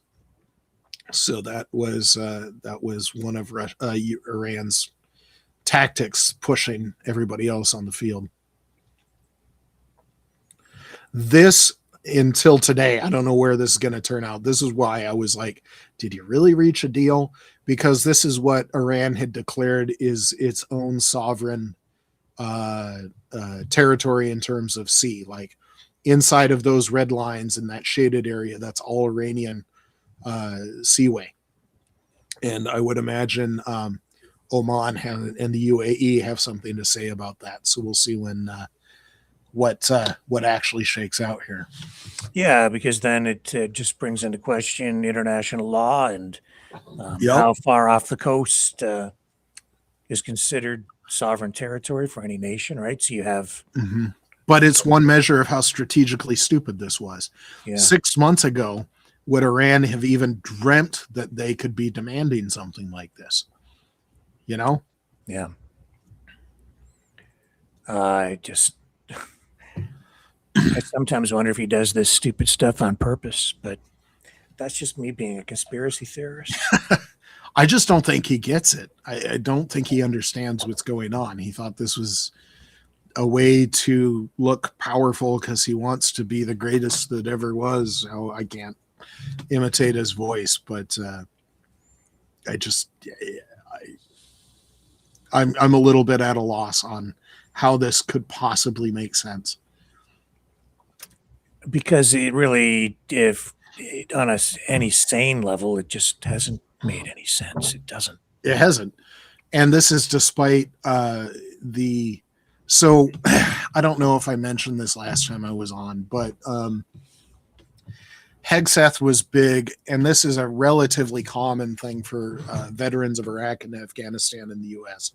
And this goes all the way back to Vietnam, where some fools think that the rules of engagement are what prevented us from winning, and that just shows they didn't understand the conflict they were in. But Hegseth has this bee in his bonnet about rules of engagement, and he decided that this Iran war was going to have exactly no rules of engagement going on, which leads into a separate discussion. But the weird thing about this is he said, oh, no boots on the ground, which meant that the U.S. military had to fight this with one hand behind its back. So we didn't have any ground troops. We didn't have any allies because nobody else was. I'm not even sure we asked very many people before we started this, but not anybody was willing to, throw down 20,000 troops to help us, it would take a while to deploy, all sorts of reasons, but going in there with only air power, one of the ways that air power works, yes, you can take out SAM sites. Somebody took out the leadership. You can take out nodes of communication, cell towers, ground communication lines where you buried cables and stuff like that. You can take them out. You can take out transistors and power substations. You can do all sorts of things with the air power to knock them off their feet and knock them way back. But the thing about air power is that the most important effect that it has is this period of time that can last as short as hours if you've got a really competent enemy. And it might be able to last a week if somebody really has no idea what they're doing. And that's the period of chaos where you can go in with ground troops and just move, just roll through and take it. Because they are unable to resist. They lost their commanders. They lost their command and control. They lost their power. Just all these basic things that you need to effectively resist. But with Hegseth going no ground troops, it took the biggest effect of air power and just completely took it off the table. So that wasn't the military's decision. That was Hegseth. And I don't get it. It was the air power campaign was brilliant. It was the professionalism and the expertise and the competence were on full display. And there was a whole chunk missing, and it was all Hegseth in the White House that removed that. So just, if you're going to do it right, is one of those things I would say from a veteran's perspective, and they couldn't even be bothered to do it right. Yeah. So that's obviously affecting Trump's popularity. Yep. His approval ratings, which you touched on earlier. Well, this is the Iran war. You can see that the Iran war was never popular. There was a section early on where, so you've got the lines, which are the polling averages, but the shaded areas are the margin of error. And you can see early on that the margin of error was actually overlapping, so that it was statistically possible that the more Americans actually approved than disapproved, because the margin of errors were actually overlapping. But you can see when that white area started to open up, a lot of the questioning and the answers and the polling would have to be so wrong for that to not be an accurate measure of what's going on. You can see that in the other polling thing with Trump. Yeah. So here's his approval rating. Disapprove 58%. Yeah, and this actually had gone up. The disapproval had gone, the approval, the bottom number had actually gone up. It had been a couple of tenths of a percentage lower just yesterday or day before. But you can see where, again, the overlapping margin of error that lasted through what, early October, maybe mid-October, maybe end of October there. And the white area just started opening up on Trump's presidency, where this is more or less where Trump was at the end of his first term, right after the 6th of January insurrection, where he was so deeply unpopular that 8 or 9 Republican senators voted to remove him from office, voted to convict him of the impeachment. People say, well, the Congress didn't remove him. The Senate didn't convict him, but that was, in American history, impeachments are fairly rare. That was by far the most bipartisan impeachment in American history, and Trump is at the same approval as he was then. He's deeply, deeply unpopular in the United States. Yeah, well, there are pretty strong feelings in a lot of places, even up here in Canada. Mm-hmm. Or the recent visit of the governor of Louisiana to Greenland. I don't know why they thought that was a good idea, but that seems to be a recurring theme. Why did you think that was a good idea?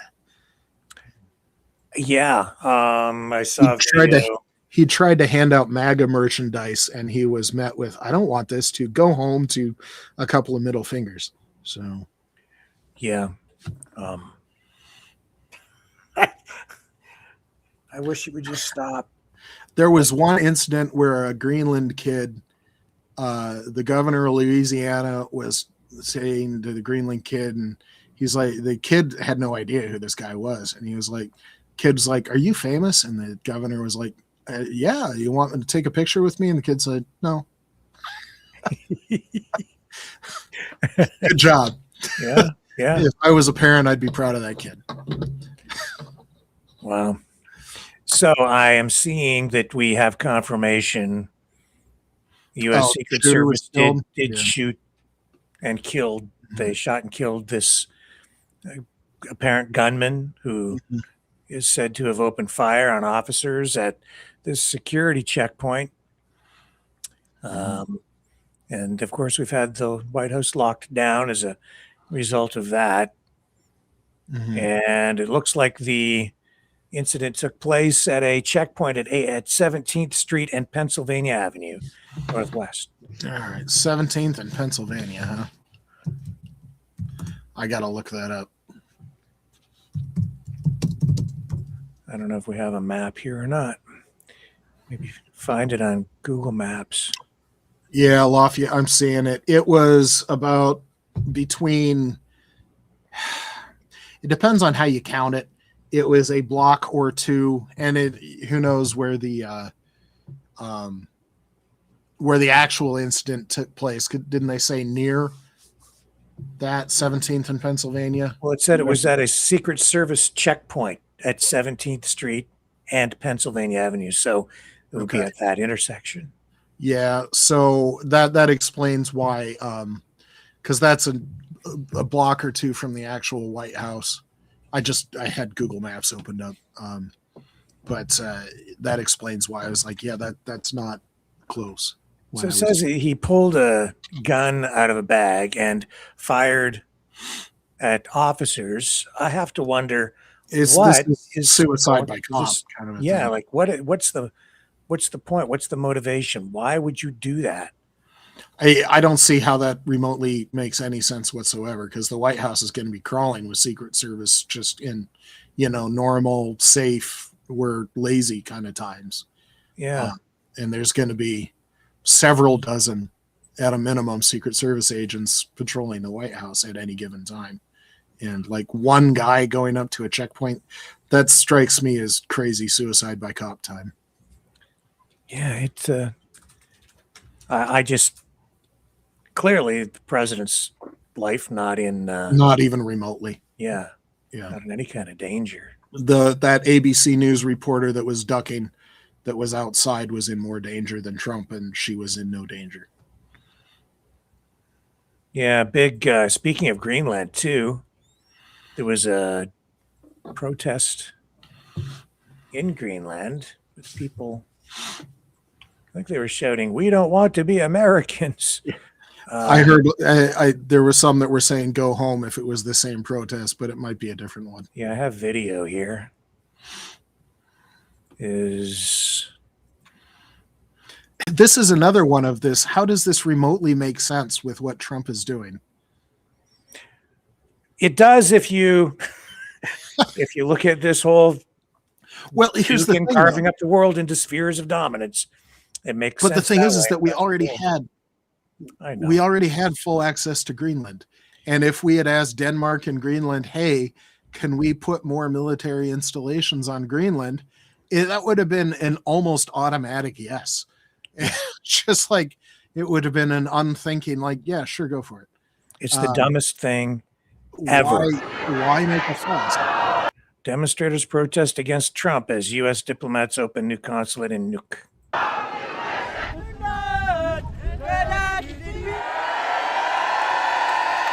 I have arranged it precisely because the new consulate opens today and there will be coverage from the US. So the purpose is to make the American people understand that Greenland is a democratic country, and in a democratic country, no means no.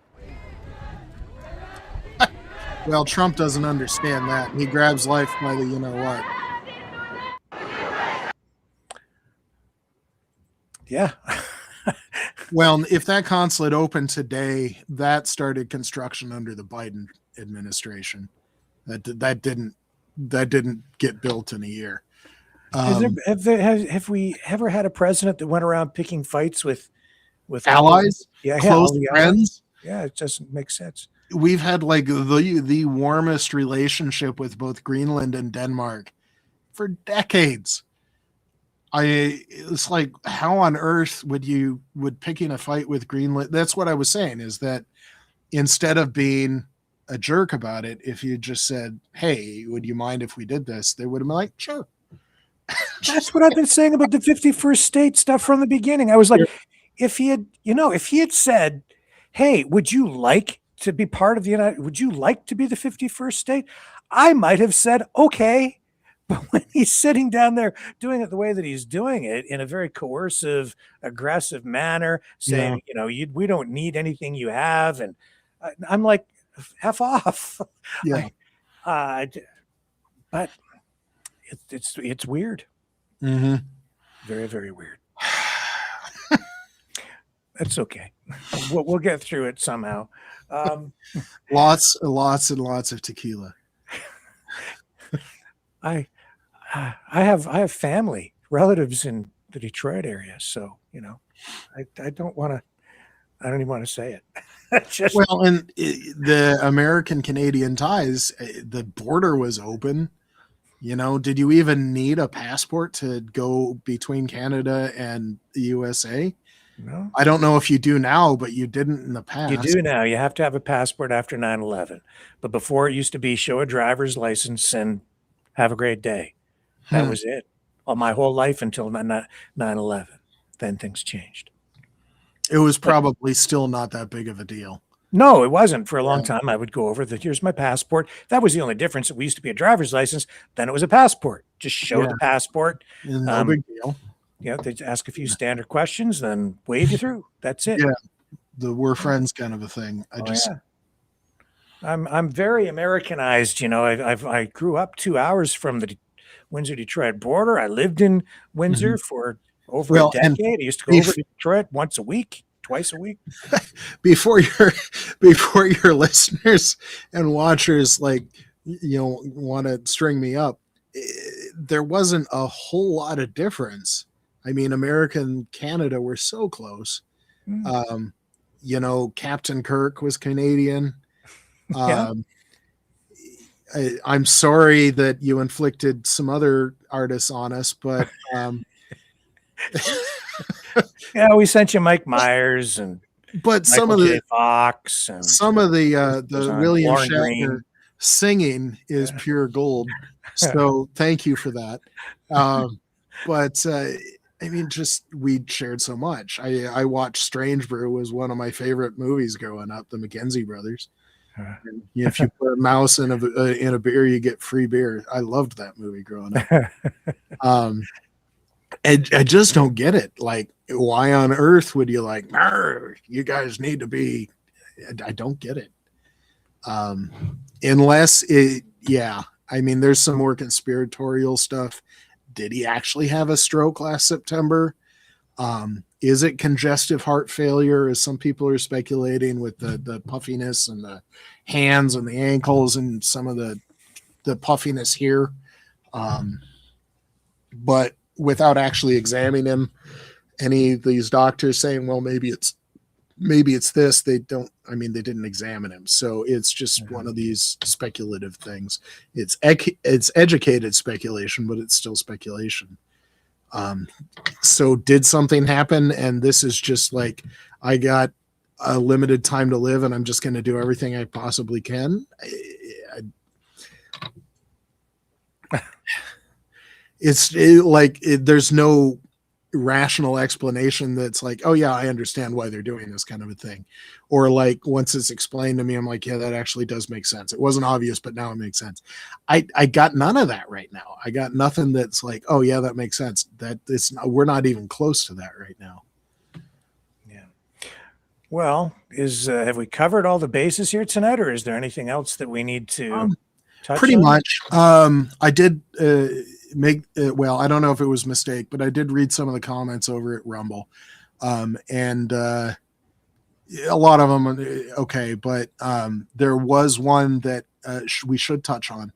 Okay. Going back to Ukraine, where there's a lot of Russian claims that they're just BS. There might be a kernel of truth buried way deep in there, but it's BS once you get to the Russian claim kind of a thing. The one that actually has some legs is that Ukraine is still fighting over some corruption, and we just saw a couple of those things that hit. And so when people are like, okay, what about Ukrainian corruption? That is a valid question. The response is that Ukraine is actually dealing with it. Ukraine only won its independence from Russia mafioso style oligarchy as their standard of law and banking and government. It's just corruption through and through.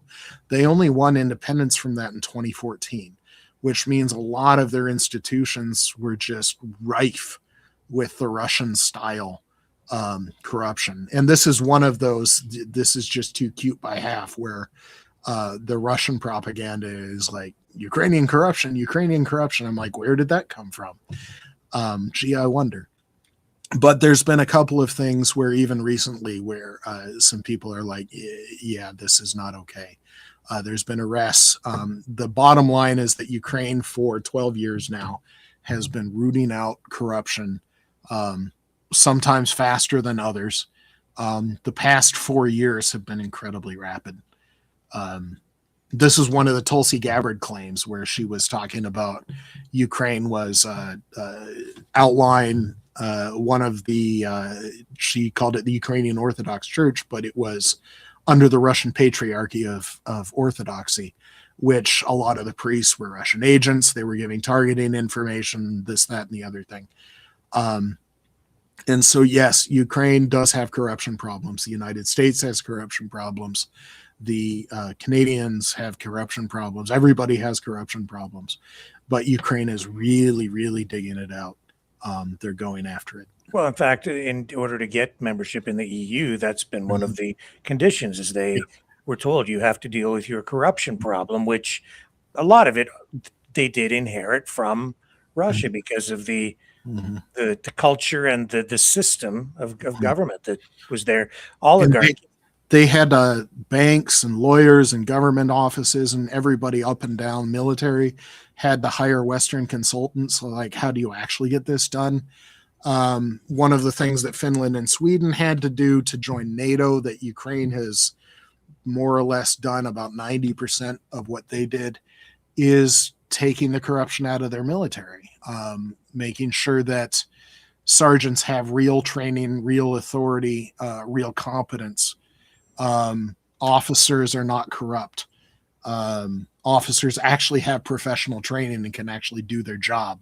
as opposed to the head of the Russian military, Gerasimov, who's not a general. He's a mafioso clan head. Sergei Shoigu, who has been disappeared, I'm not even positive he's alive anymore, used to be one of the two heads of the military. He's gone, but he wasn't a general either. So, yeah, there's a lot of just up and down. Ukraine's been really rooting it out. And it makes sense that if you got a bad officer in a combat situation, this has been one of those things that Ukraine's like, okay, this guy's got to go. Yeah. They've In fact, come it was a long way in 4 years. Yevgeny Prigozhin, who was in a way at odds with it, because it was the military corruption that resulted in a lot of arms being diverted and funds for arms being diverted. And then he was pretty upset about not having the resources at the front line for the Wagner Group mercenaries. And he called a lot of that stuff out. And I think that's one of the contributing factors to his threatened or almost attempted coup attempt. And of course he was, and his later assassination. Yes. Yeah. So yeah, there's been a lot of people in Russia falling out of windows. Yeah. Or airplanes. Yes. Or airplanes in Prigozhin's case. Yeah. Yeah. So, yeah, I know. And you know, the Russian propaganda machine gets fired up, and it gets very focused even up here in Canada, because they want to undermine support for the war so that the funding stops. If they can stop all the funding, they'll win the war by default, because it'll neuter the military. You know, I'm not even sure they can anymore. When I was there, one of the reasons I was there was smoothing logistic supply chains and getting. So one of the problems in Russia that we're dealing with citizens that are not protesting is the person that you trust the least is the person right next to you, because Russia has a system of report your neighbor kind of a thing. If you see somebody getting out of line, well, report them to the Secret Service, the secret police.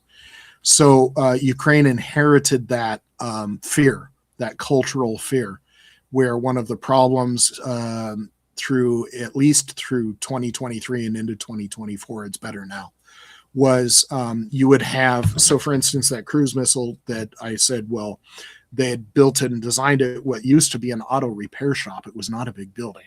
It was maybe 20 or 30 people that were working there. And they have 10,000 of those little things all over Ukraine, but they weren't talking to each other because of this fear that they inherited from being in the Russian and Soviet system.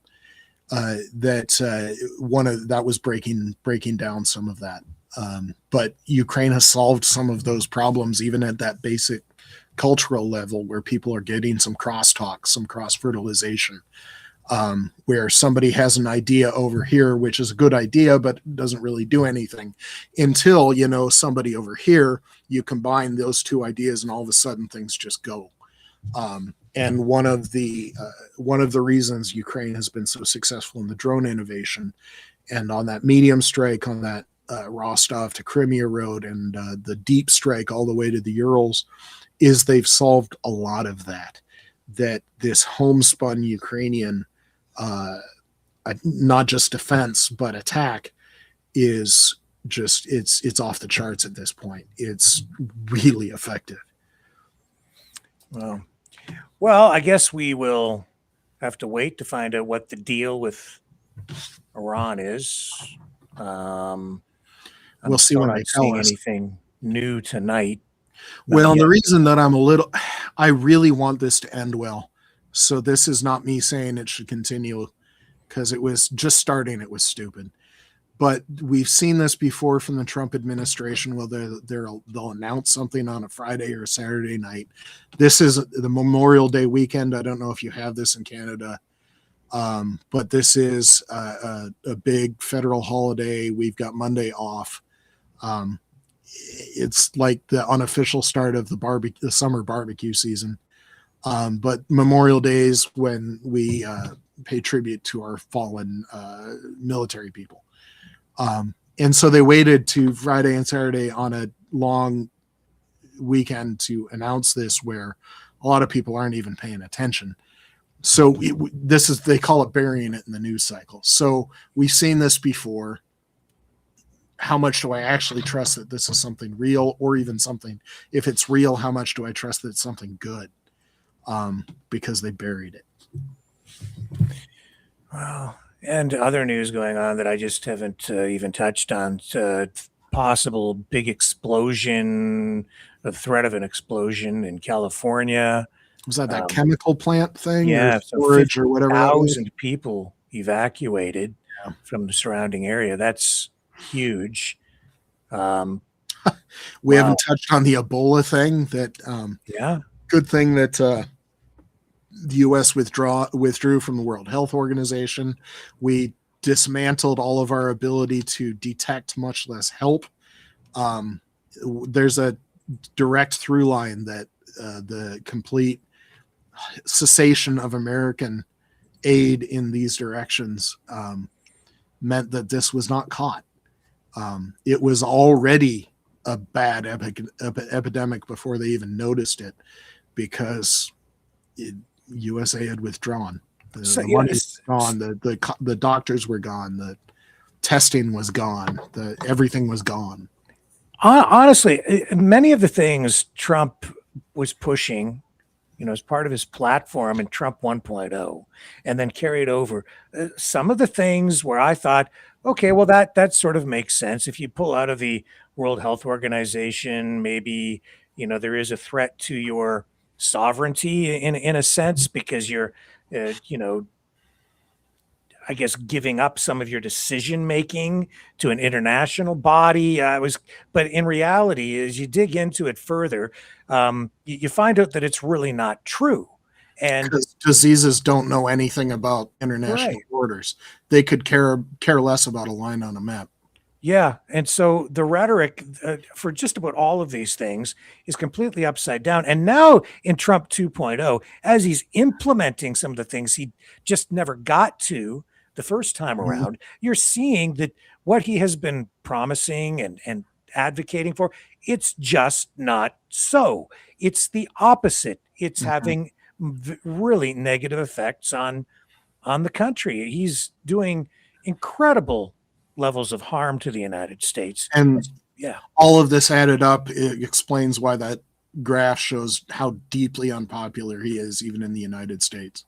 Right, because he can lie all he wants, but when people go to the grocery store or the gas pump, they see the actual lives. One of the I don't know if you want to call it passive aggressive, but at least they're doing something, is people will print out these pictures of Trump pointing at something that says, I did this, and they'll put it on the gas pump. So, or the grocery store, or wherever they put it. Yeah. Well, with that, Mike, I'll throw it over to you for final thoughts tonight to kind of bring us home and wrap it up.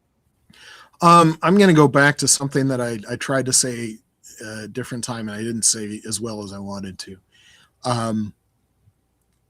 There's one thing that I kind of lived as a sergeant in the military, and it's one of those unofficial things of like, yeah, I'll get it done. Let's get it done.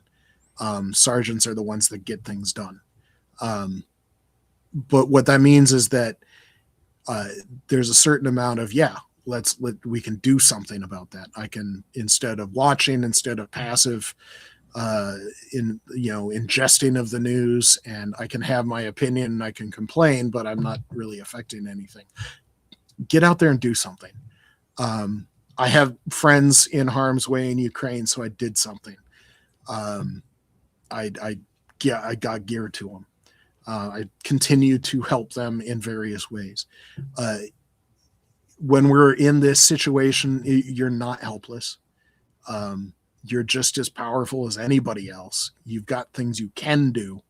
And if you can figure out a way to be productive about it, I'm not remotely saying anybody should be disruptive or chaotic or in any way doing bad things. Get something done. Help people out. Make things better.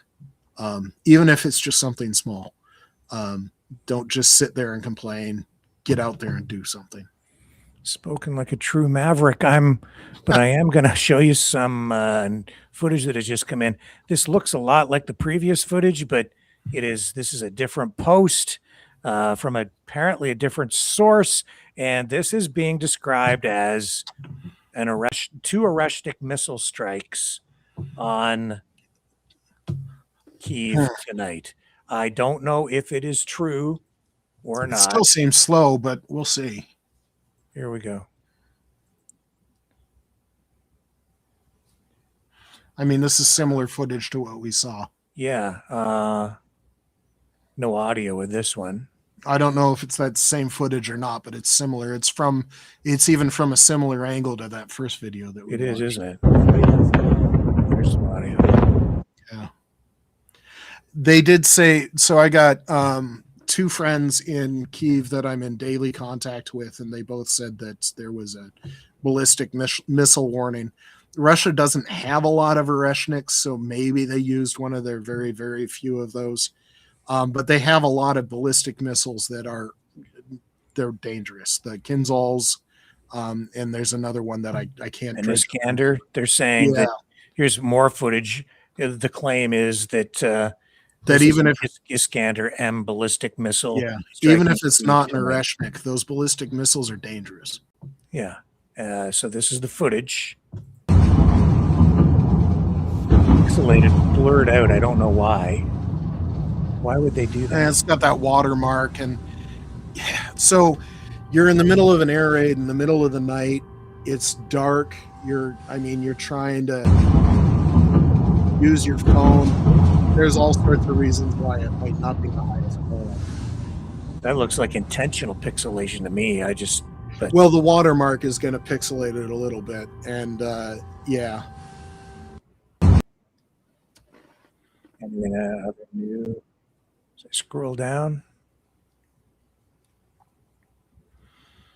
Yeah, this looks like a little bit different angle, but is this the same? Looks like it's got to be the same. That's the same angle. It might or might not be the same video, but it's the same angle. So those are multiple entry ballistic, multiple independent re-entry vehicles. Yeah. Yeah. MIRVs. So that's where we're at tonight, and the threat's still there. Mm-hmm. And Ukraine's fighting back. So yeah, they're getting hit, but they didn't give up. They're fighting back. And we'll try to stay on top of it overnight. If there's anything really major in the middle of the night, sometimes I'm alerted, and I'll even come back on live if warranted. So keep your radar up. We might be coming back. But tonight, that's the latest on these really three big major sort of breaking stories, with the Iran possible peace deal, the shooter taken down near the White House, which is another weird story, and we've got you updated now on Ukraine. Thanks to you, Mike. Well, hopefully somebody learned something. All right, and folks, we'll try to bring more information of value to you tomorrow night, 7 p.m. Eastern, on the flip side. See you then.